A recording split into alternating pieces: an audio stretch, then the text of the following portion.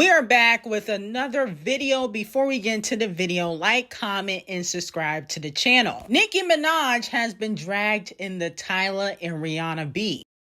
A lot of fans are saying this was the day Nicki's evil spirit transferred into Rihanna's forehead.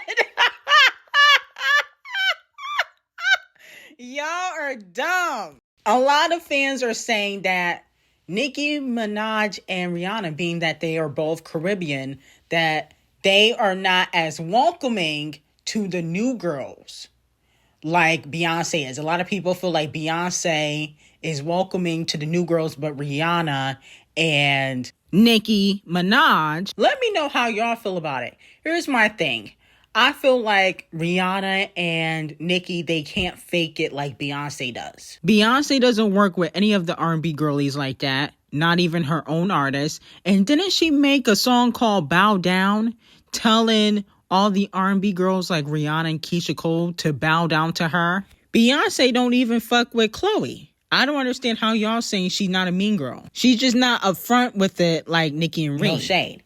And I feel like Nicki has definitely shown love to a lot of the girls, but the girls end up using her once they get what they want, which is usually a feature or the Barbs as fans. So let's be very clear. Nicki Minaj has been more open to a lot of the girls more than Rihanna and Beyonce.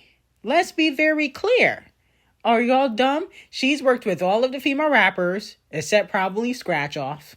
Okay, who don't deserve a feature. Beyonce shouts out all, the pop stars and R&B girlies, but she don't work with the R&B girlies. She worked with Purdue Chicken because of Purdue Chicken's connections and how Purdue Chicken's father and aunt is gatekeepers. She won't work with a lot of the R&B girlies. She's cool with the pop girlies, but she won't work with Musty Walker. She won't work with Victoria Monet. She won't work with Chloe, Coco Jones. She won't work with none of the girls. She won't even work with her own artists. Where's Walmart and Beyonce collaboration? And then in regards to Rihanna, I don't feel like Rihanna has to acknowledge Tyla, right? It would have been nice, but everybody knows that Tyla has tried to copy the Rihanna aesthetic, and people don't like copiers. Nobody likes when somebody wants to be you. And Tyla kind of does that. But I feel like Nicki and Rihanna have been authentically themselves.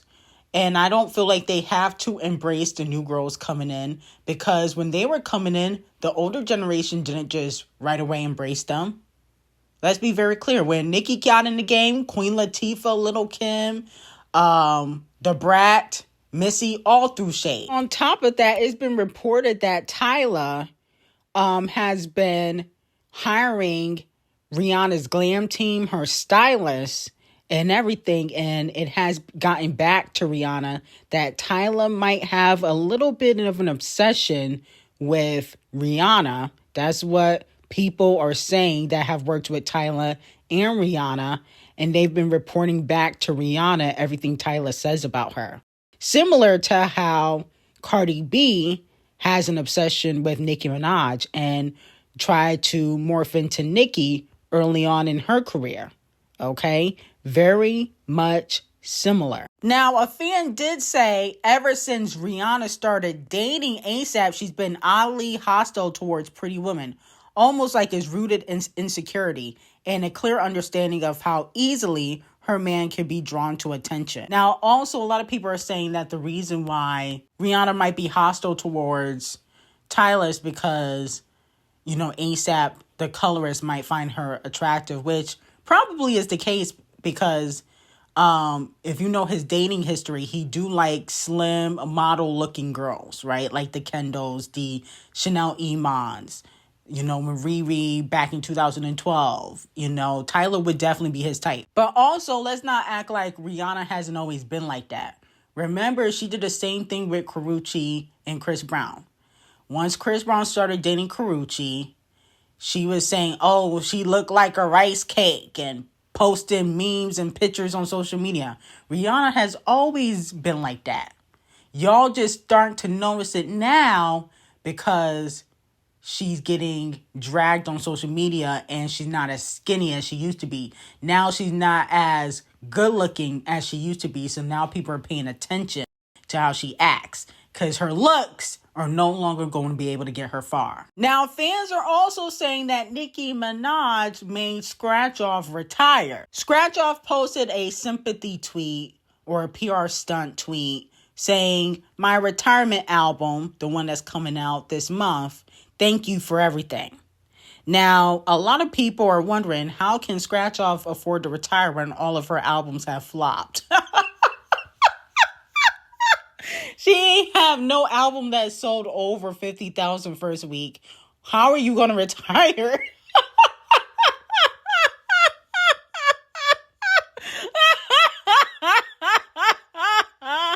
Now, a fan said, a wise woman once said, "This is not going to benefit you.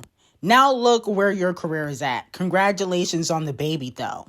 Now, if you guys remember, Nicki Minaj said that to Scratch Off when they went back and forth, and Scratch Off started posting DMs and screen recordings of phone calls that she had with Nicki Minaj.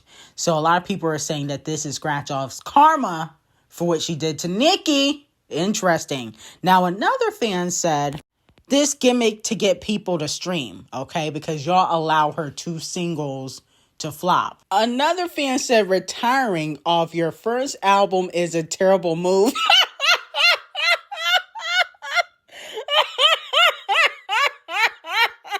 They think that this is Scratch Off's first album because she flopped so hard. Meanwhile, it's her 4th. Now, Liz Diddy posted on TikTok, "Latto better not retire." And I'm thinking, ho, you need to retire too. Focus on your flop ass career. What are you telling somebody else not to retire? You need to retire too. Follow suit. But in my opinion, I think that this is a PR stunt. I think Scratch Off is trying to get sympathy, streams, sympathy from the general public because her last 2 singles flopped. Now, people can say the Gorilla collaboration debuted at number 90, but when you've been in the game since you're 16, she's been in the game since she was 16, debuting at number 90 is unacceptable, okay? Especially when you've been signed for years. Doechii and Doja Cat, Sexy Red have had less time in the game than you, and they're all outselling and outcharting you. So I feel like Scratch Off, there's really no excuse for your lackluster chart positions, in my opinion. And I think the album's still going to come out. And, you know, she's got collaborations on the way with many different artists, including, you know, Drake and Doja Cat. But I think Scratch Off is on the verge of getting dropped because she's been flopping so damn long. Now, it has been reported that Megan Thee Stallion and Ariana Grande are rumored to have a collaboration on Ariana Grande's new album called Petal or Megan Thee Stallion's Act 3. Let me know if you guys would be here for a collaboration. They already did a collaboration together on the 34 plus 35 remix, which I think went top 10. That also featured Doja Cat. So let me know if you guys would be here for Ariana and Megan Thee Stallion linking up again. Okay, plus Queen Ari announced that she will put out her lead single, Hate That I Made You Love Me, from her new album, Petal, out May 29th. Wait, isn't that the day Scratch Off got her album coming out? Oh my goodness. No wonder she want to retire. The queen is coming back, and she might have Megan on her album. Scratch Off just hanging up. Okay. Now I can see Ariana and, you know, Megan, the Man Stealers, coming together to make another collaboration. You know, Megan has stole Tori from Kelsey and allegedly other men from other women.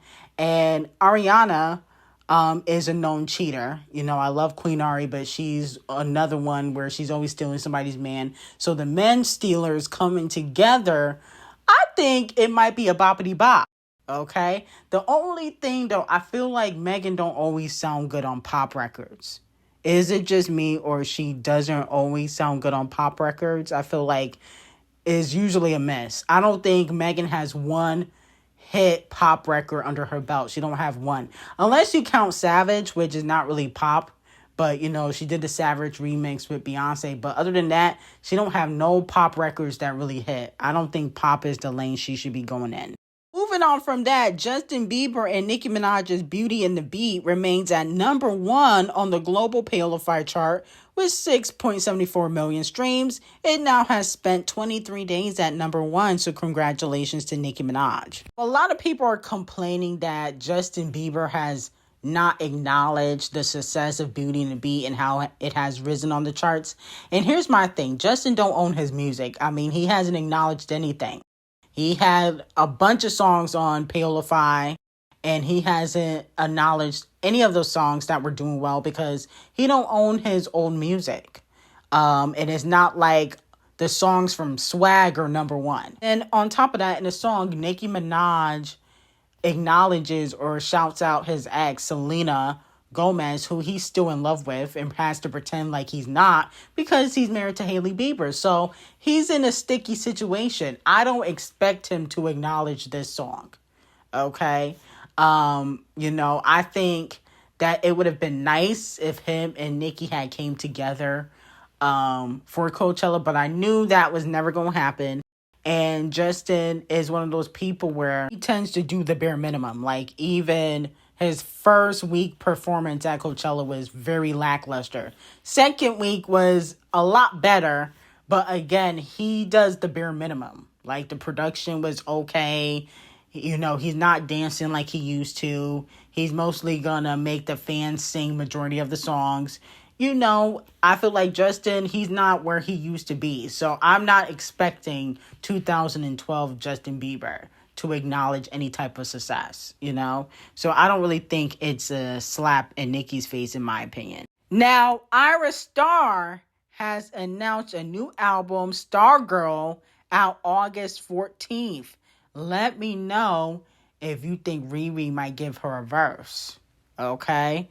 And how much you think she gonna sell. Now, I like Ayra Starr and I like Tyla, but I'm be honest with you, I think Tyla's music hits better than Ayra Starr. Okay? No shade, but I think Tyla, she got like at least 5-6 hits under her belt. Ayra Starr got, to me, 1. Okay? Let's be very clear. Tyla, whether people like it or not, she's next up. And I think that's one of the reasons why Riri, she not feeling her. She like, this girl been copying me. You know, everybody's pushing Tyla. She got 2 Grammys. Ayra Starr, I like her music, right?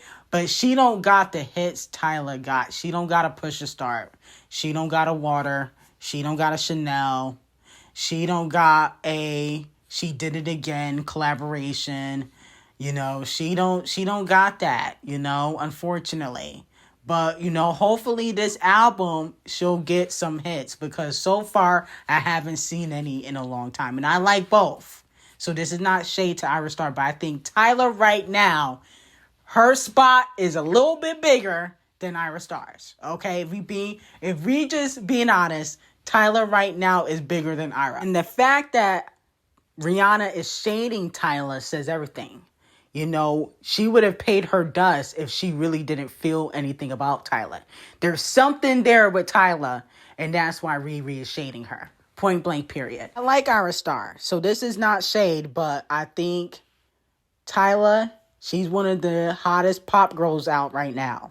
So I like both, but I think Tyla, she got her spot right now. People are talking about how Ayra Starr tweeted in 2021 A-pop, which is the current name of Tyla's new album. So a lot of people are saying, is Tyla copying Ayra Starr? Because that allegedly is something that's been brewing, that Tyla tends to copy not only Riri and Beyonce, but she's been copying Ayra Starr. So let me know how y'all feel about that. Now, Stefon Diggs is in another legal battle. He just got proven innocent in the case with the chef that he was sleeping with. Even though I do believe that he did choke her out, the lady did not have the good enough receipts, okay? But Stefon Diddy's male accuser, Chris Griffins, has requested to get information on Stefon Diddy's pro football contract for his income, because Stefon Diddy is suing Chris Griffins for defamation. Now, if you guys remember, Chris Griffins claims that he went to a basketball game with Stefon Diddy in May of 2023, and then he went home with Stefon Diddy after the game, and allegedly the NFL star drugged and assaulted him. And he didn't want Chris Griffins to speak out, so Stefon Diddy had coordinated an assault against Christopher, like he had people try to beat him up because of their alleged unwanted sexual encounter.